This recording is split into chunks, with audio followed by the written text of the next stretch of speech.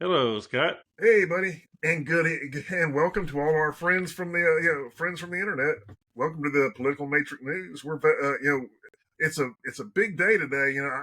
Oh God, I almost got to go to the governor's press conference. He had a press conference here in Pensacola, but I had a meeting that ran long over it because that was going to be an interesting thing. Watching all the political drama that's going on in Florida. Oh my God, It's these guys. fun, isn't it? It's bring the popcorn. It's always interesting.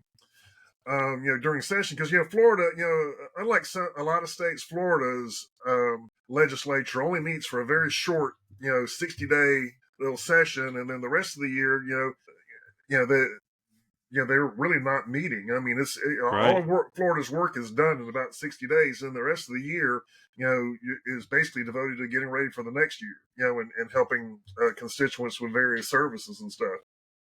Well, I do think, Navigate the state bureaucracy is probably a better way to say it. exactly. Navigating the state constitution with all special sessions and all special meetings because everybody wants to pop up a new surprise in the Constitution or a new little tit to that tat or a tat to that tit. And it's an interesting state we live in here. I mean, Texas. I think they meet every 2 years, and so that's kind of a difference from a very large state, very similar to ours, where Yeah, they meet for a longer period of time, but they meet every 2 years. yeah, And here we're meeting every year for like 60 days at a time, for the regular session. Now, yeah. usually a lot of times the governors, whichever governor it might be, wants to throw a special session in there every now and then. The governor did that this year, and it was really a train wreck from hell. There's actually zero reason for anybody to really understand the need for the special session. Oh But no, I know what the reason was. I mean, you and I besides both know what the reason was.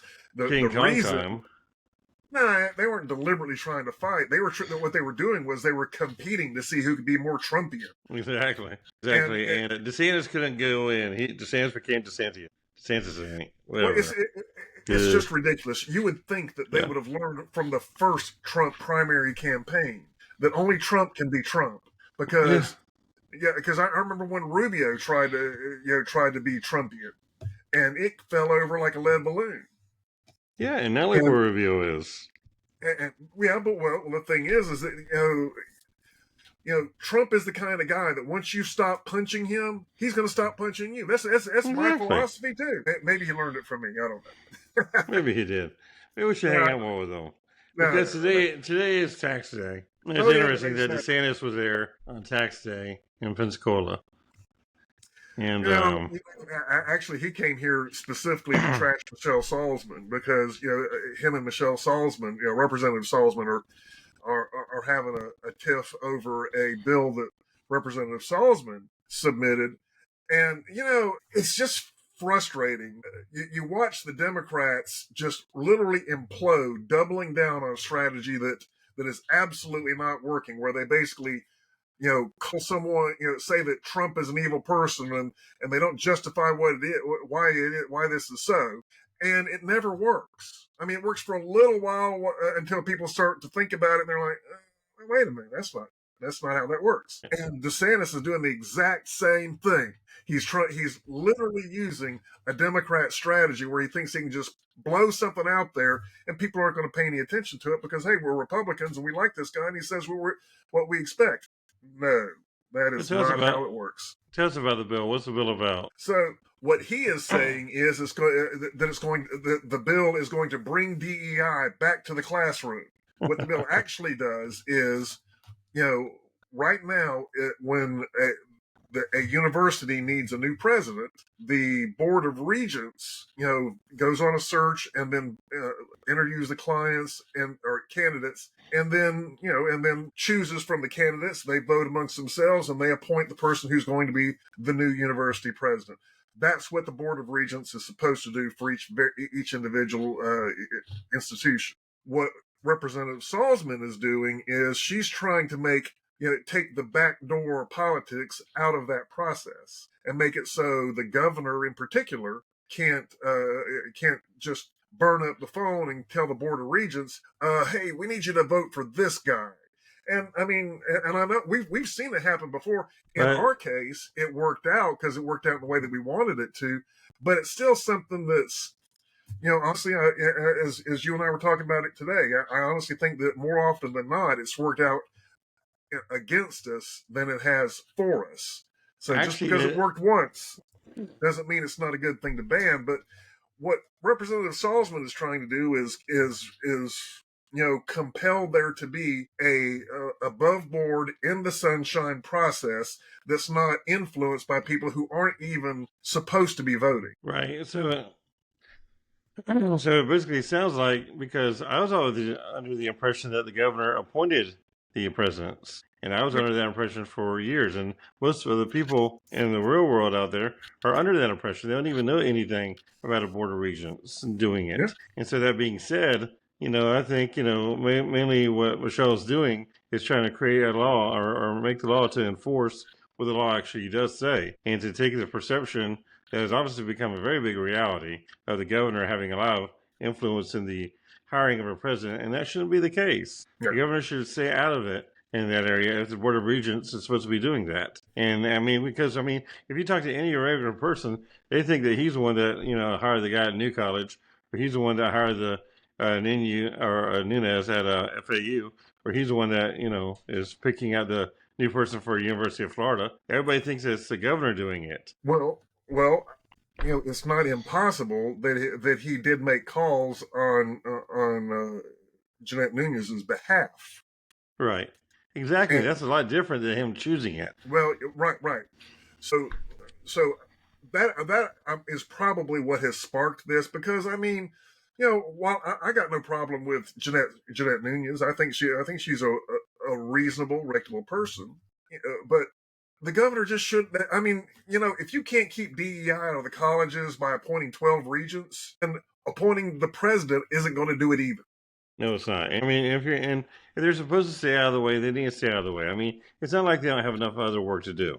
I mean, right now we have an educational system throughout the state that's failing, that needs to be revamped. We have we're going to have a loss of money here in the next couple of years. It needs to go ahead, and with a shortcome of possible income and everything else, with other programs that are expiring, we're possibly going to have a debt coming up in the next couple of years that we need to make sure that Why do you think everything. that? Oh, I mean, because I think a lot of the programs that they were using to save money are going to be expiring, and they need to be looked at to be renewed or revamped. Anything. I will admit that anything can happen, but not a cent. But what you're talking about is this theory that people have that Trump is getting rid of the Department of Education so that he can That's not what I'm diminish talking about. funding. And what I'm saying is what everything I've heard, that is not the case. What he's doing is getting rid of the people that that basically just are dead weight to the program. Right. I mean, there's an administrative cost of this thing that can be handled by Treasury, just saying, okay, this state gets has this many people and they get this many dollars, and this state has this many people and they get this many dollars. Go nuts. Yeah, more or less what I'm saying is that we have a lot of adjustments being made to the budget that are coming down from federal direction, as well as all the other different things in day-to-day life. He has a lot of work to do besides worrying about picking, these hand-chosen presidents here for universities and trying to influence them that way by, by doing it on his own without using the committee in the proper manner of doing it. I mean, it's not like he has a lot of free time, and I don't think he's really measuring it properly. And that is the real the thing. I mean, why are you appointing a board of regents if you're just going to override them? Yeah, I mean, it's just dumb. Because they're appointed by him. They're appointed by him, and so you should trust your guys that you appointed. Mm-hmm. I mean, he's bringing a lot of political capital on this, and it's ridiculous. Well, I mean, and it's kind of blowing up in his face, between that special session at the beginning, and is honestly, just before we started, started filming tonight, you were talking about how he's not behaving like you normally behave when a governor loses a presidential primary. They don't normally come back to the state and start trying to continue beating people up. And frankly, he's the one who's behaving more authoritarian than anyone else. And frankly, and you know what? I don't like that word. I don't either, but it's not because it's not accurate either, because it's a persistent type of government that's on there. He's acting just more like a bully. There you go. He's not behaving like an authoritarian. He's just behaving like a bully, and that's not new because you and I have been saying that since the beginning of his first term. Because we were hoping he was going to be a good guy to work with, but the fact of the matter turns out that that while I very much agree with it with most of his policies, the way that he tries to implement them, that just boom, way he tries to implement them is really creates more blowback than it should. Right. I mean, they're very clunky and they're not seamless. I mean, there's so many different positions that he has and issues that he has that come to fruition that could be done very easily. Like the whole "Don't Say Gay" bill. I mean, the word "gay" was never even in the bill. He could have easily narrated that out, but he made money off of it too, because once again, the whole bill is about fundraising, and basically the entire conversation about that bill was not about anything but fundraising for his governor's race and fundraising on the Democrat Party for the Charlie Crist race. I mean, that was huge for both races. That was it. Because, I mean, he could easily put the bill out there and, the words that they were saying were in there did not exist. Period. No, and as you and I were discussing contemporaneously with this bill coming out, you can tell by the way the bill was written that it's not intended to ever really be implemented. No, it's intended to create a legal challenge so that the governor and frankly the Democrats. I mean, the governor doesn't get to make money if the Democrats aren't making money, exactly. And it's not because he has a special consideration for him. It's just that you got to have two people fighting against each other in order to effectively fundraise. And that's all that was. That was an opportunity for both sides to dig in and raise money. And he does a lot of that. And it's just, I don't know. Well, it's very aggravating because it's not really policy making. It's not really governing. He's a really good fundraiser. And he has done a championship job of doing fundraising. Now, there are some rumors out there about one of the nonprofits that his wife's involved in is missing some money. We don't really have all the details on that, but we're just going to throw it out there real quick, and hopefully that's not the case. Well, here's the thing on that. That is the allegation that's out there. Well, but that's the allegation that's out there. But you and I have seen people get thrown right under the bus, and very publicly trashed. Some of them, the public still thinks something was wrong. Ultimately, these guys were vindicated, but not before their careers were ruined. Ray Sansom was Speaker of the House. They concocted a reason to toss him out, a criminal charge to toss him out, and the judge, 3 different judges ultimately chastised the prosecutor for bringing the case at all because they never had the evidence. Right.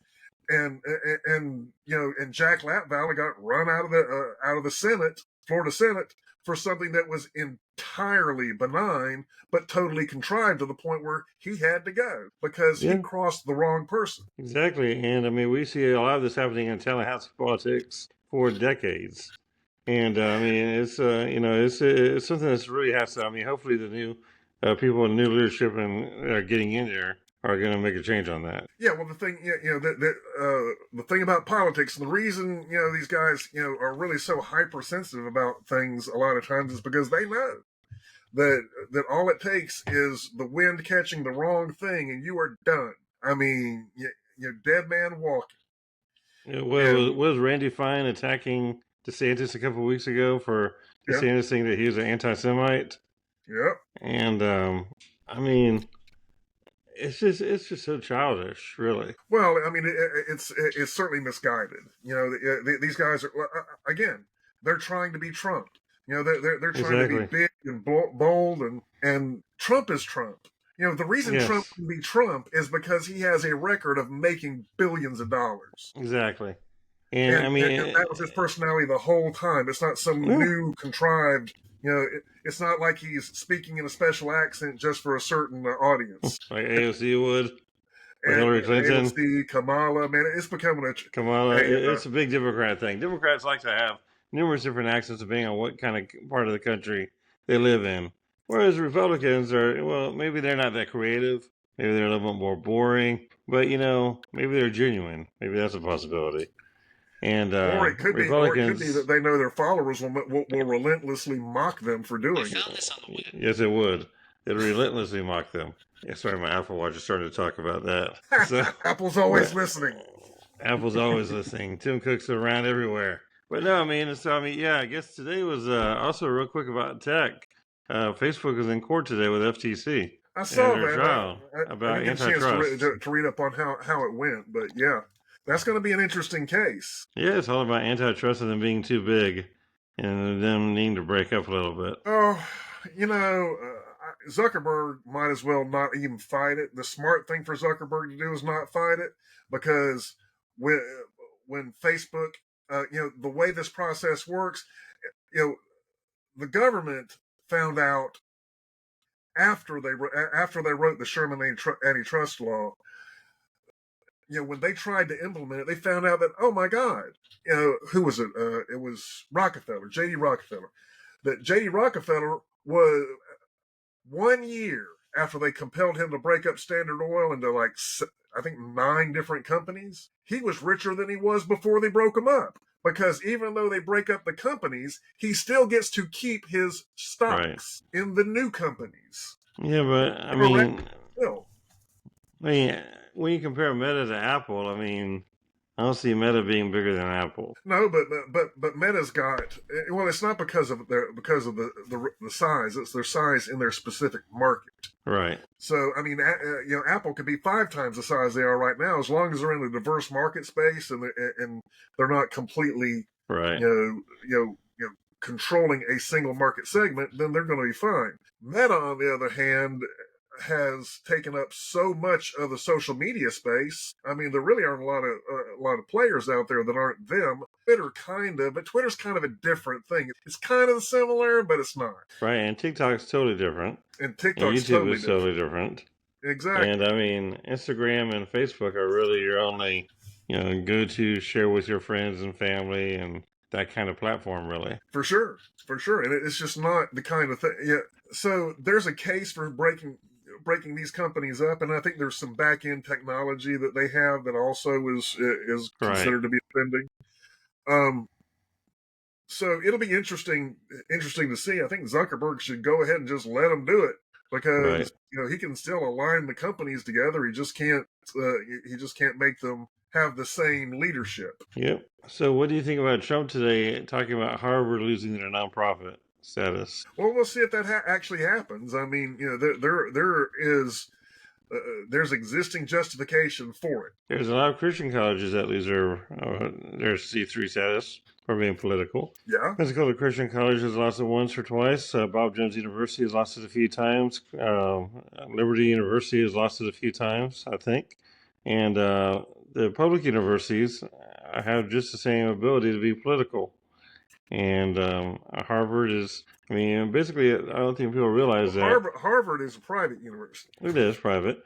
But whenever you invite somebody into the classroom, you're supposed to give equal time to everybody, pretty much. Well, for sure. Well, they get federal funding. So because anyone that gets federal funding is subject to federal rules. Right. And equal time is a part of that. And so we have, and equal voice and everything else. And that is one thing that is lacking greatly at those private universities. Hey, man, if the dang Christians can do it, the pagans can do it too. Yeah, we'll see what happens with it. I mean, once again, we'll see where the Supreme Court lies with it, because it looks like our little conservative on the Supreme Court, the female that got appointed by Trump, because she's very strong on pro-life.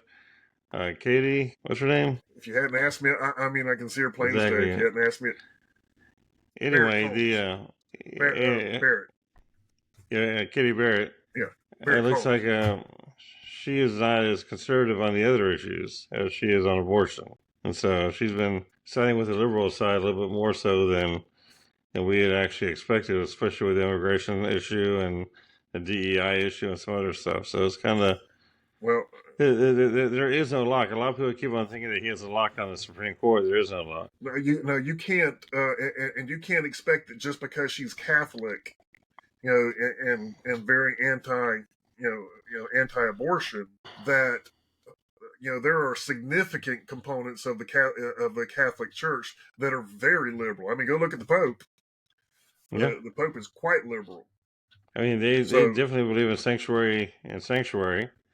Yeah. And using the church as a sanctuary or a city as a sanctuary, they definitely believe in that. Yeah, I mean, and look, I mean, there are plenty of conservative Catholics. The Jesuits in particular are very conservative. Right. But there are a lot of little different little subsects inside Catholicism that that are a lot more liberal than you would think. Exactly. And so I mean, when that issue with Harvard goes to the Supreme Court, which I'm sure and it most likely will, because it seems like everything else is going to the Supreme Court. It'll be interesting to see how everybody weighs in on that. It will, but it's like you have to step back when you listen to the story, because you can't. Everyone's got an axe to grind, and they're going to be very careful in the way that they present this thing. I mean, it's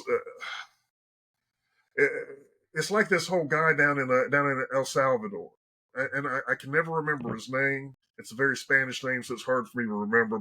But they're talking about this guy like he's just some random barber who has his citizen paperwork and is an American citizen.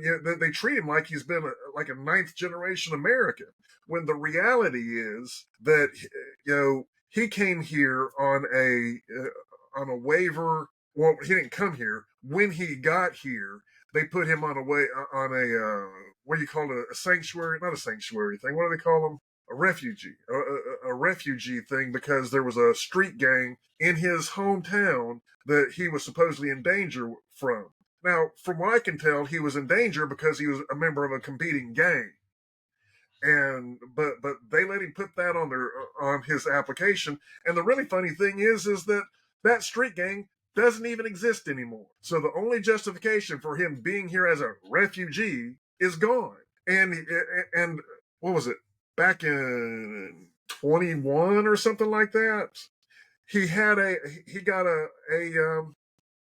final removal order. So he's not even supposed to be here to begin with. He's here on a technicality, but now it turns out that technicality doesn't even apply to him because he was a gang member. Yes. And whether or not he's currently a gang member, although I believe he's still a gang member, whether or not he's currently one, he was when he came here, which means that he lied about why he was coming, how he was coming. He lied about his circumstances in a demonstrable way. Yeah, for those people out there who don't think that gangs should be called terrorist organizations, what's wrong with you, really?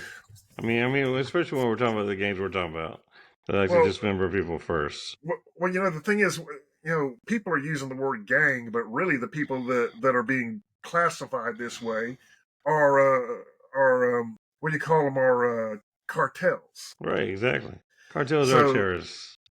Cartel. The problem with the cartels is, the difference between a cartel and a street gang is a street gang, controls their neighborhood. The cartels literally have their own military, who are former Mexican military or in-state militaries, and many of them, in particular the Mexican ones, we sent advisors down to train in special ops. Yeah. So American trained. Pretty smart guys. It is not remotely inappropriate to call these guys, state terrorists. No, terrorist organizations. I try to explain something between the Crips and the Bloods and the difference between that and MS-13. There's a huge difference. Yeah, the difference between the Crips and the Bloods and MS-13 is the Crips and the Bloods don't go and execute elected officials all the time. Or do they have a national backing? Well, they're state backing or state. They're not backed by the nation. What it is they go into the leaders of the nation and say, "You're going to do this, and we're going to pay you this amount of money on the side, right?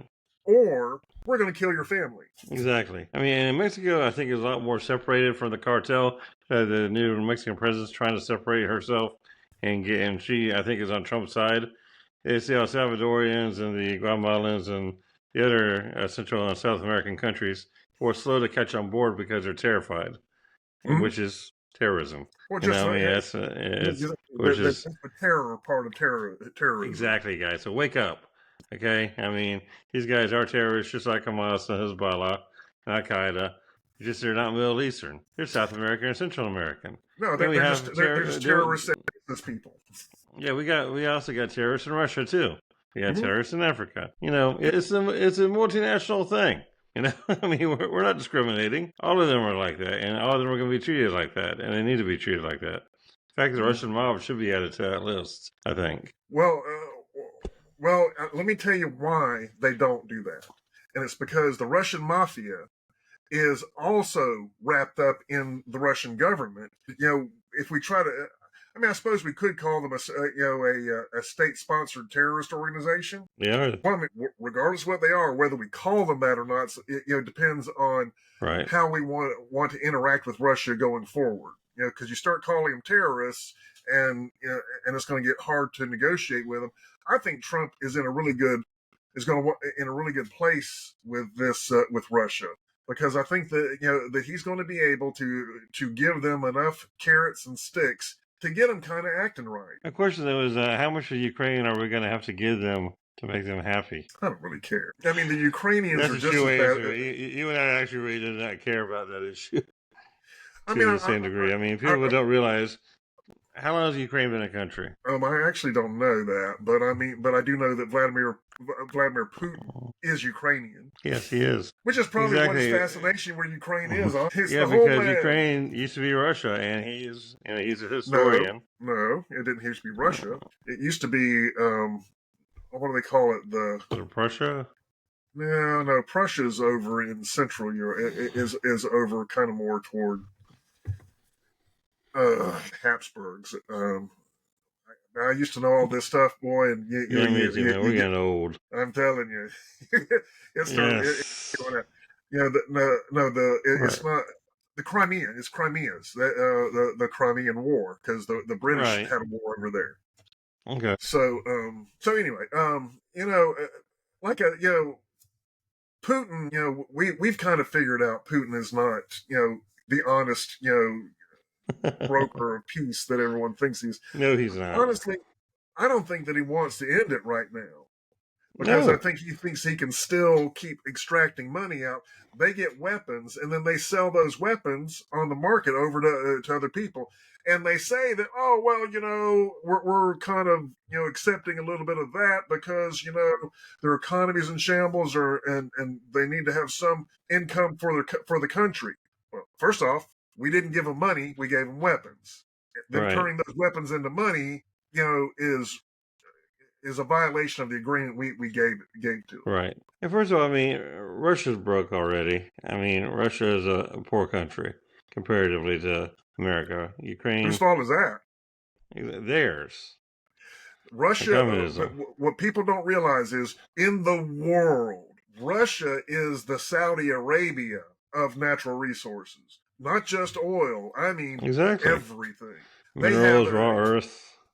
Yeah, rare earth stuff, everything. They have the land and the ability to produce everything. If Russia, if Russia literally cloned our government, the people in our government, and even as screwed up as we are, and just had our culture on their land, they would be the actual superpower. Or they're not a 51st state. Right. They're not a superpower now. What they are is scary people with a gun, with a nuclear weapon. Right. And we don't even really know exactly how many nukes they have left. I mean, granted, one's more than enough, but they sold off so many of them during the Cold War to make ends meet. Well, they sold them to us. I mean, we gave them money for decommissioning nukes. Well, they also sold to other terrorist groups and everything else. No, they didn't. Afghanistan. You don't think so? They absolutely didn't. Okay. Man, if the Russians had sold a nuke to any of those dumbasses, those things would have been popping around the Middle East already. Well, the rumors were about that. There's all kinds of rumors about stuff like that. If they sold one over, rumors. Well, I don't, because if they had sold there is no way on earth these morons around the world, these tin pot dictators would get a nuclear weapon and not try to hold the world hostage. That's true. I mean, the big boys do it already. The little guys will just do it with less finesse. Well, India. Does India not have any nuclear? No, India does have a nuclear weapon, but they developed it themselves, and I'm pretty sure Pakistan does too. I don't remember that specifically. Pakistan does also. Yeah, I'm pretty Afghanistan, sure. do they ever have one? Did No, Afghanistan ever get one? There's nothing. They've never had a sufficiently stable and developed technology center for long enough to do it. Yeah, they've just had so much infighting. They're kind of a Gaza state at this moment in time, and a Ukrainian state. They're all rubble. Actually, closer to Gaza than anything else. Yeah. So what's the update on Gaza right now? I mean, that's been off the news really for the last couple of weeks. I mean, it's all been about the stock market. We're back to stories. I know that a widely held opinion is that story is boring at this point. It is really boring, yeah. I mean, not that it's not important. It's just we keep rehashing the exact same ground over and over again. Netanyahu does something. The Democrats call him a Nazi or something like that, or I guess they don't call the Jews Nazis. They just call them authoritarian or something like that. But I hope they don't call the Jews Nazis. That's crazy. But I just don't think that they're calling Jews Nazis here in Gainesville. Are they really? That's hilarious. Yes, they are. It's pretty ignorant. But it's the same moronic thing. The Democrats and the liberals, they don't get it. They think that like they can turn things around on you. Oh, well, how would you feel if I did? How would you feel if I did this? Hold on one second, just for 1 second. I'll be right back. It's gonna be show and tell here. So we're gonna have a little bit of show and tell here with today. Scott. Huh? Do what? Scott, do not do it. Do what? Do not show anything dangerous to people. No. But this shows. This is a great demonstration of how the Democrats do not understand. They create these talking points like when their campaign against Native American themed, Indian themed sports teams. Now, I do want to point one thing out real quick before anyone starts getting all crazy and trying to call me racist and insensitive for calling them Indians because they're not from India. Well, the damn Indians weren't called Indians until 1940. Before that, they were from Hindustan.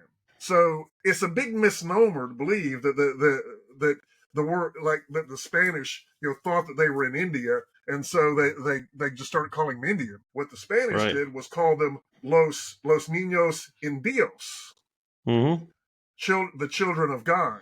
Exactly. And then just over time, it got shortened by English speakers to Indian, Indios, and then Indian.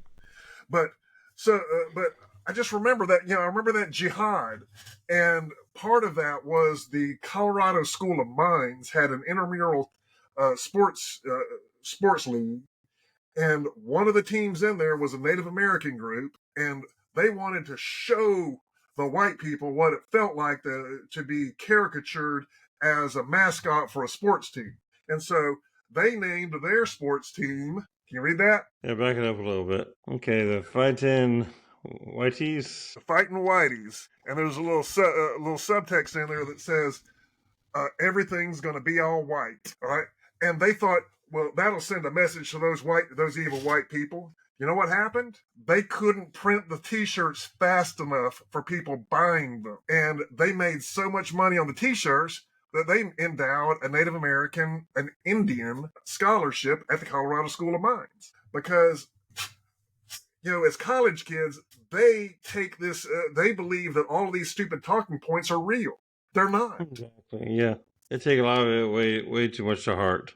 And it is theater. It's like I'm arguing with a lot of young students right now over here at UF about the thing with China. And they do not really understand. I mean, this is not just financial. This is moral. This is everything with China. I mean, people don't seem to realize they did give us COVID, and the reactions of COVID killed a few people. When even getting past Millions. even getting past COVID, regardless of COVID Oh yeah, itself way as before a that. disease, Yeah. the lesson in COVID wasn't being prepared for the disease. The lesson from COVID was, wow, all of our medical supplies are made in China, and China is deciding to keep them for themselves. Right. Exactly. I So mean, and yeah, not bad enough to go ahead and start germ warfare on America, but then start germ warfare, in my well, opinion. no. And I don't then, even want to get. I don't want to get into blaming people for germ warfare or whatever. okay, The but the whole whole idea point here is is, that they have all the medicines there to cure everything, and we had nothing. yeah.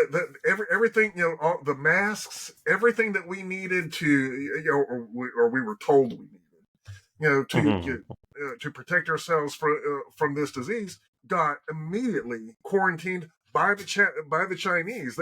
They only let what they didn't need out of the country. All right, Right. that right there should be the only justification we need for what Trump is doing, because what Trump is doing is resetting the world so that that by the end of his term, the Chinese will be back to doing their manufacturing, but not exclusively manufacturing everything. So Right. that we'll be making stuff, and other people will be making stuff, and they'll be making stuff.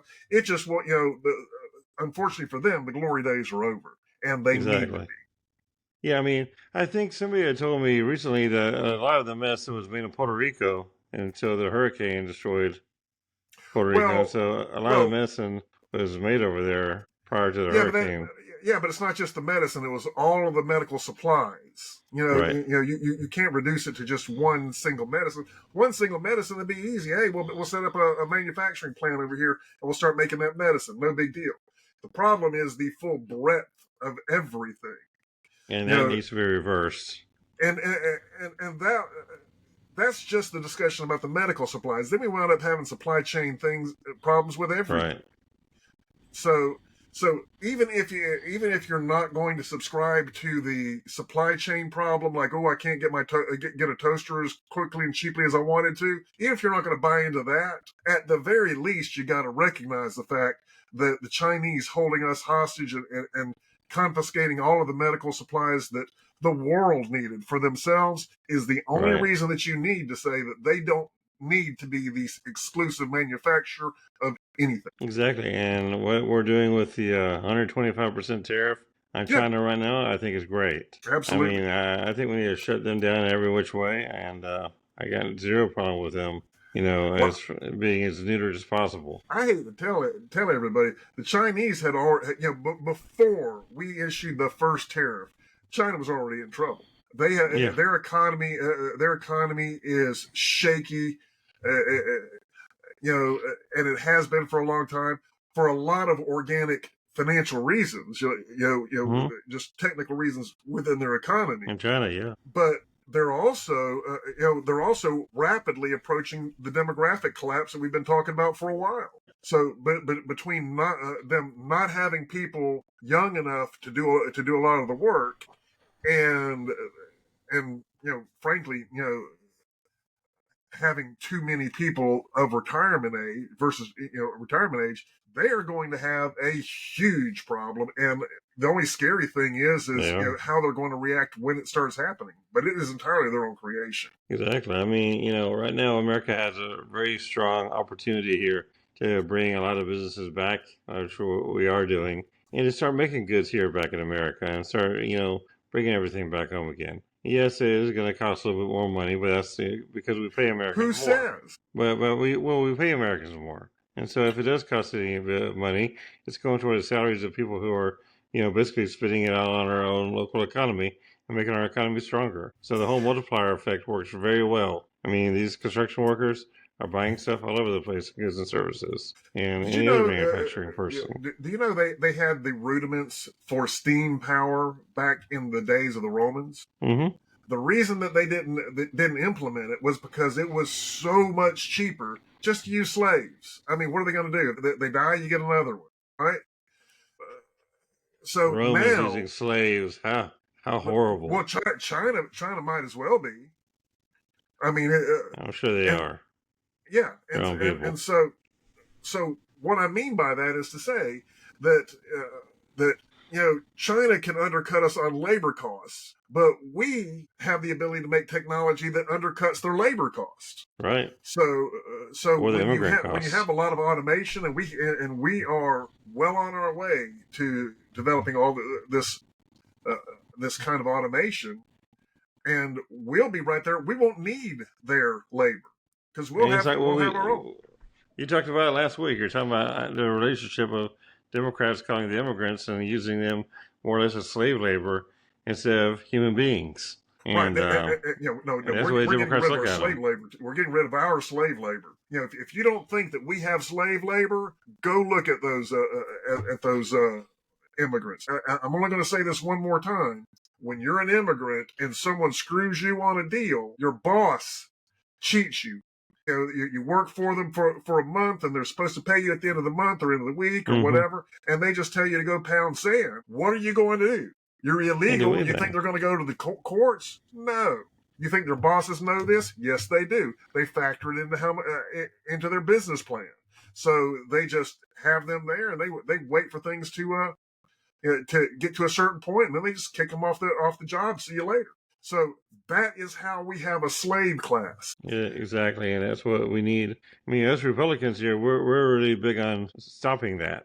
For Yeah. some reason, a lot of Democrats want to keep that going. I just do not really understand the mentality of that or the hate of that. It's disgusting. But they're raising money off of it, I'll tell you that.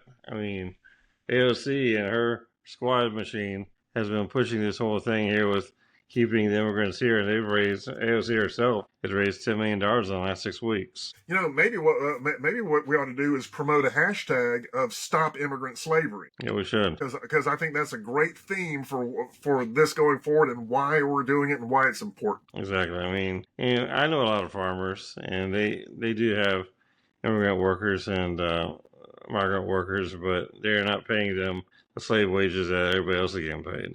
They're paying them good pay and everything. They're Well, actually doing it the right way.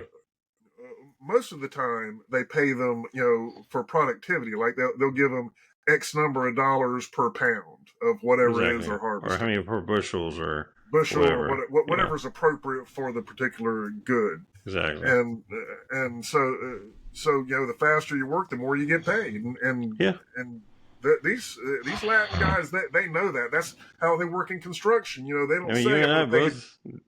We both did. I grew up picking tobacco, and I picked peanuts, and I picked soybeans and everything, and all that fun stuff when I was a kid. Oh yeah. You grew up on the farm as well. Oh yeah, we raised cows and planted corn and soybeans and cotton and peanuts and we did a lot of watermelon picking. My grandpa had a we only planted watermelons for personal consumption. That was a garden item for us. Yeah, we had 15 acres of watermelon. Yeah, my grandpa did. When I was a child, that was a lot of fun picking it up. Yeah, when I was a young child, my family did grow those. I mean, when I say young, I mean good God, like 6, 7 years old. Right. We had my grandmother had a field of watermelons and cantaloupes. Yeah, but I was getting paid $5 an hour to pick it back in the late 70s or early 80s. You got paid? I got paid, yes. Yeah, good. I was not doing it for free. No way. Well, according to my mother, I got paid every time I sat at the dinner table. I had negotiated a deal at 7 years old. Good for you. But I mean, it's a good little work. I mean, and we have a whole community of people like that in the South here who have actually done all that. We actually do know the labor intensities, and that's the reason why it makes me so angry whenever I hear these Democrats just say, it's okay to treat them like that. I mean, it's just ridiculous. It's evil. Yeah, you just got to discount what these Democrats, frankly, and Republicans too say, because they don't mean 75% of it. They're just trying to either conform to the party or raise money. One of the two. Exactly. Well, I think we're going to go ahead and call it a night here tonight. Tell everybody how they can follow us and subscribe to us. Well, no, it's very simple. Just everybody knows, like, follow, and subscribe, or you will lose the content that you're enjoying. And you got to like, follow, and subscribe regularly because one day you'll look up. I mean, and not just for us. You should go look at all the people that you're following and subscribing to, and make sure that they haven't fallen off. Because it may not be that your favorite creator is fallen off, is stopped creating. They may be just the Facebook or any of them may have just unfollowed you on purpose. Exactly. Kicked you off the stream. Do us a favor. Do yourselves a favor. Don't miss out, because we got the inside scoop. Now, real quick, you're going to New York. I'm going to New York to watch my daughter's high school band play at Carnegie Hall. So, guys up there in New York, that's our biggest audience, actually. Well, maybe I'll get recognized in a city of 5 million people. There you go. But don't do anything to stop the city and make it go backwards. Maybe I should wear this shirt. You should wear that shirt and make sure you're not brandishing any firearms. Brandishing? No. Okay, guys. Well, y'all have a great evening, and thanks for joining us on this episode here of Tax Day of the Political Matrix News. Scott, you have a very safe trip, and y'all have a good evening. Okay.